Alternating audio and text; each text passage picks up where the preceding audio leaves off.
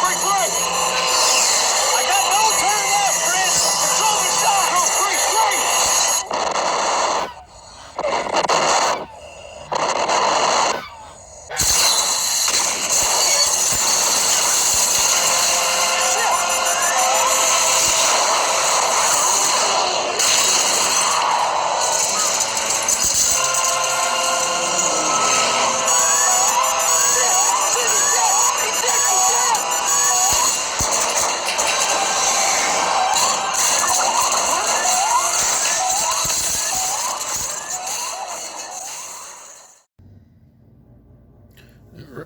Good morning and Happy New Year. Dan back here with a video, another survival ration and kit video. So I know a lot of people like looking at survival kits, and I've got a couple other videos on air crew survival items. So if you like those, I'll link those in the description page. But what we're going to be taking a look at today is an unopened, you can see that, survival kit parachute and a food packet survival general purpose. This one I believe is dated 5 of 85. So still got our key on the bottom. We got our P38 can opener taped to the top, and so we're gonna check this stuff out. I can't find a lot of info on what this little survival kit's about, and I say that because in the sense of more comprehensive kits I know are typically issued, like the Seek 2, Seek 1. Those are from the Vietnam era, but they still issue fairly comprehensive kits like this. But I've found dates on these kits going back to that same era as the Seek era kits. Like I said, I got videos on both of those. I'll link them in the description. But this one's dated July of 2000, and we'll open it up and we'll see what's in it. But it's obviously pretty compact, and maybe this was just an addition to the other kits, something that's just attached to the parachute harness, and maybe in the event that you lost your main vest somehow.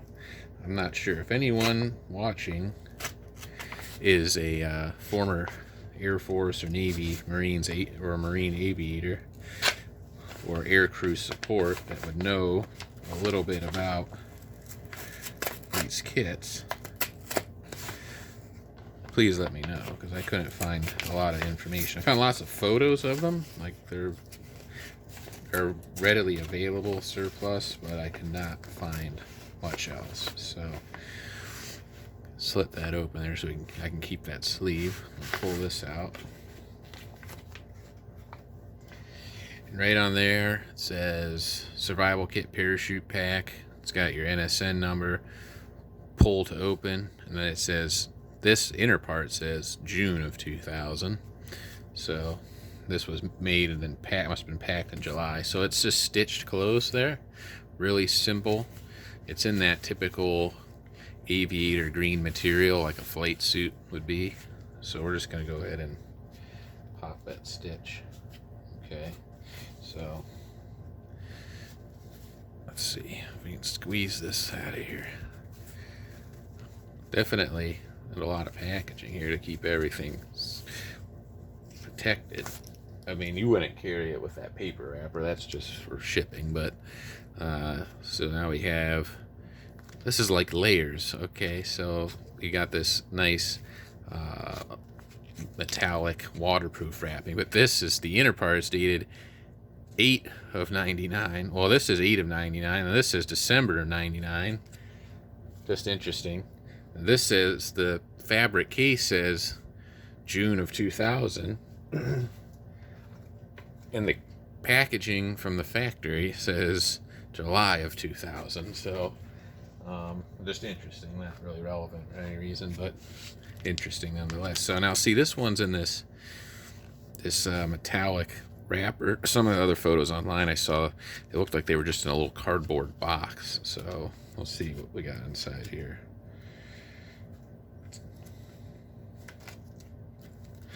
I want to keep that nice, so let's see what I can do.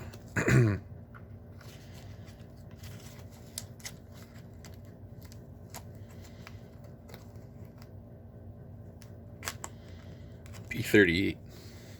That actually worked pretty well to get a little slit in the top there.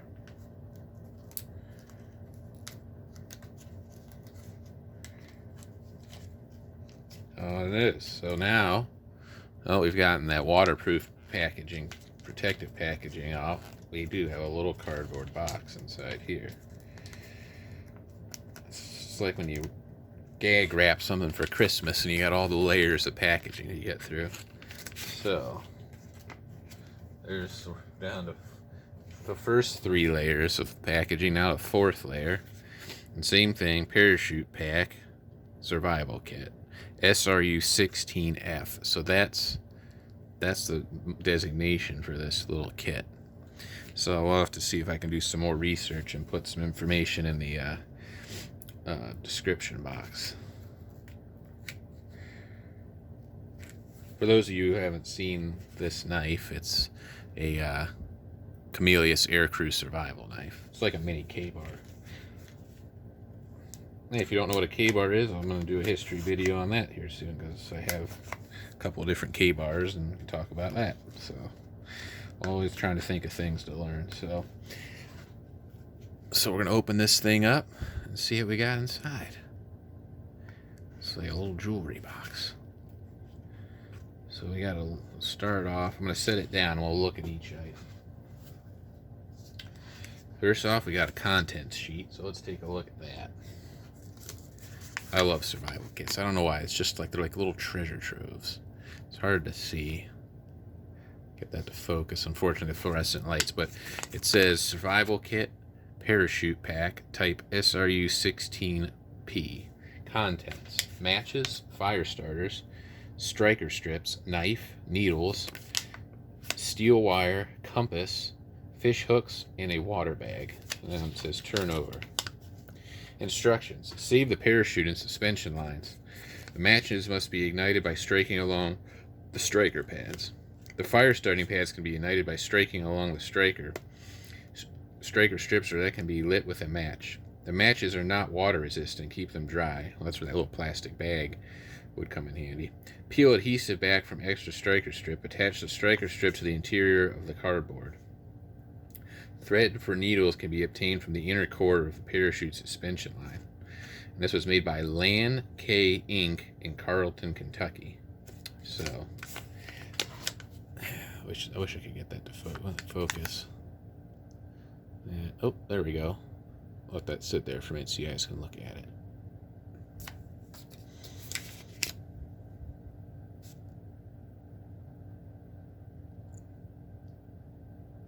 Okay, so let's dig in.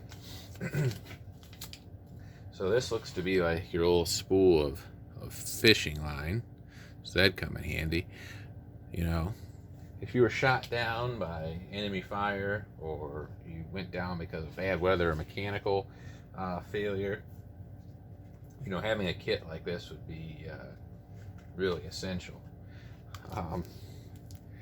So we have a latex condom in there. That's interesting. That's probably your water bag. I don't know. That wasn't on the contents list. However, condoms are often issued in kits because they're good for keeping things dry. They were issued in World War II to put over the end of rifle butts to keep things dry. So, you know, it's not uncommon. Let's check out this little pocket knife. Just like a little utility pocket knife. It's almost like a smaller version of a TL-29 military issue lineman's knife, which also went in survival kits. It's taped closed. I kind of want to leave it that way, but let's open it. I want to see what we got in here. See what they give you with your little pocket knife. And I'm curious to see who made this, if it's made by Camelius.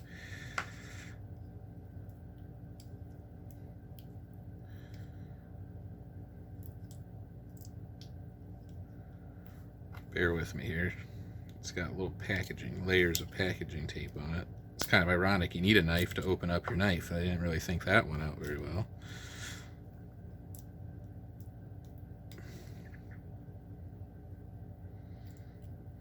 But I think the Camelius Air Force knife here is pretty standard too. This little knife would just be handy for smaller things. So you'd have that in your kit as well. At least you should. If I'm wrong there, somebody let me know.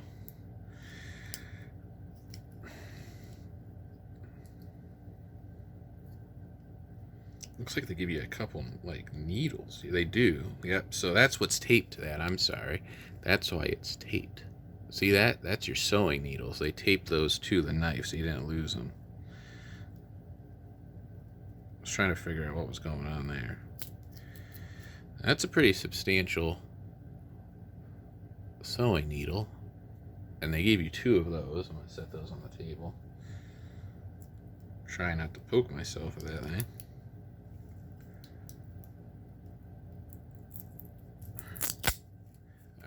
I'm going to pause and I'll be back once I have this open. Okay, so after fighting that packaging tape, this is what we have. You got little 3-blade pocket knife made by Jaguar, and it's made in China, which is disappointing, especially for a government contract. But the company making these, lowest bidder, they said, hey, we can make this cheap little survival kit and we can put this knife in it. I mean, it still looks decent quality, don't get me wrong, and like I said, you should hopefully still have your big survival K-bar knife. So and then there's that other sewing needle taped to it. I'm gonna leave that one taped in place. So there's that. Still pretty cool. Disappointing that it's made in China, but what are you gonna do? So there's our little compass. Just a little itty bitty plastic compass, something you'd find in the camping section or something, but nonetheless still handy. What are these? And I'm curious what these little cubes are. Those are your fire starters. That's what those are. So you get, yeah, it said 4 fire starters. So just little fuel tabs there, which would be handy for heating water. Obviously getting a fire going for heat, although if you're in a down behind enemy lines and you're trying to escape and evade, you're not probably going to make a fire, but let's say you were just down over some rough terrain, not necessarily hostile territory, those fire starters would come quite handy. So, and then this is your little pack of matches. Probably not, I mean, they're matches, nothing too exciting to see there, so we'll leave that in place. And then there's your fishing hooks. So that's pretty cool. It's got a little bit of line, but like I said, they said you can get additional line out of the parachute. And then there's your little piece of match striker material. I hope you don't lose that, because that's all you got. But all in all, that's a pretty cool, just little survival kit. So if you like survival kits, I got a couple other videos, so I'll link those in the description. And now we're going to go ahead and check out the contents of this food package survival general purpose. So these have been around since the 60s, and they're still in production, although now they come in a cardboard box. That's the food packet survival general purpose I for improved. And this is general purpose. They're used in lifeboats, air crew kits. I even talked to a guy not too long ago when I was doing a little survey on a veterans page about C rations and MREs, and when they came in, and one guy who was just an infantryman said they were issued these at one point. I think he was in a cold environment, and that was before the cold weather ration cold weather had come out, which is freeze dried. Because everything here is freeze dried, it won't freeze like the contents of a C ration or MRE might. So that's why it's a general purpose ration. You can either open it with the P38 or you can use the key. I'm going to use the P38, but not this one. I'm going to open it with my other one on the bottom, because actually I just dropped it. I want to preserve the can. Like I said, I'm going to leave that. Oh jeez, thought that was taped on there better. I'm going to leave the original P38 on it like that for display. So I'm going to take my other one, open it up at the bottom and we'll see what we have. So give me a moment and we'll be back. Okay, so let's go ahead and open this up. No hiss. The fact that the new ones are in cardboard, to me, is disappointing. One, it can't be that much cheaper than making this. All this can is a Spam can. Spam still packages Spam in these types of cans.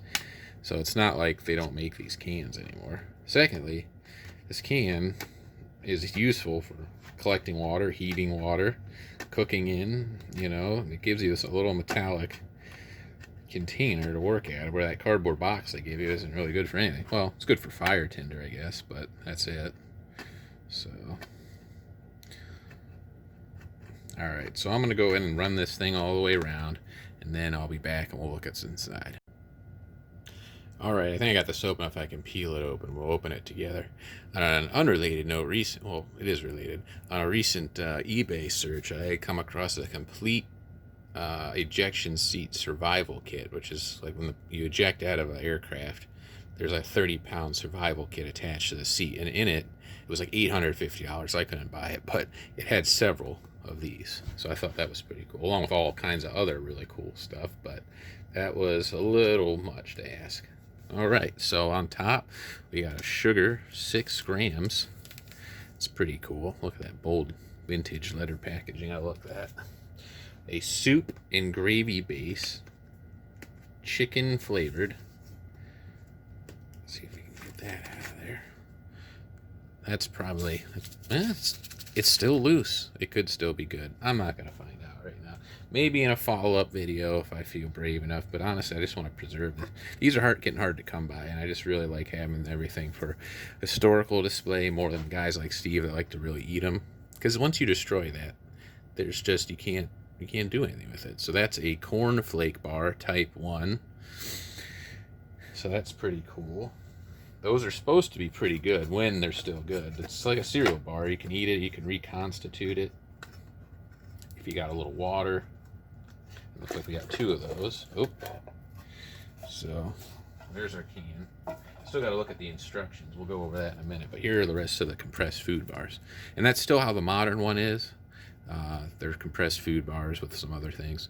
A rice cornflake bar type 2, and that is just cornflakes, sugar-coated cornflakes, rice, oven puffed, hydrogenated shortening, dehydrated egg, aluminum, instant starch, and sorbitol. Oh, if it's got that sorbitol in it, that always ruins stuff. It's like a preservative, but made by the Weetabix Company, Inc., Clinton, Massachusetts.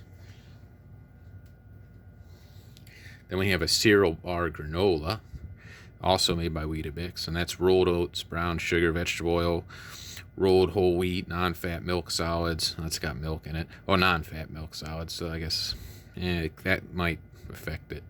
Rice, dried unsweetened coconut, almonds, honey, corn syrup, natural flavors, salt, and your preservatives and food colors. But I mean, these things sound like they would have been delicious. If anyone's, I might have to try one, but we're gonna get through all this first. And then a type 1 cornflake bar. So we had a type 2 rice cornflake bar, and then we got the type 2 of the type 1 cornflake bars. So basically a bunch of cereal bars, but that's good because carbohydrates don't require a lot of water to digest. So if you're in a marine environment or just in any area where you don't have immediate access to a large amount of water, you don't want a lot of protein. Carbs are easy to process, and you do have a little bit of something with a soup mix. And what else? There's one more thing in here. Oh, coffee instant type 1. That's a classic. So I think I will do a follow-up video. This has been kind of long, with maybe checking out this coffee instant and one of the cornflake bars, since there's 2 of those, because I am really curious. So stand by for that video, because it's going to be coming down the pipe.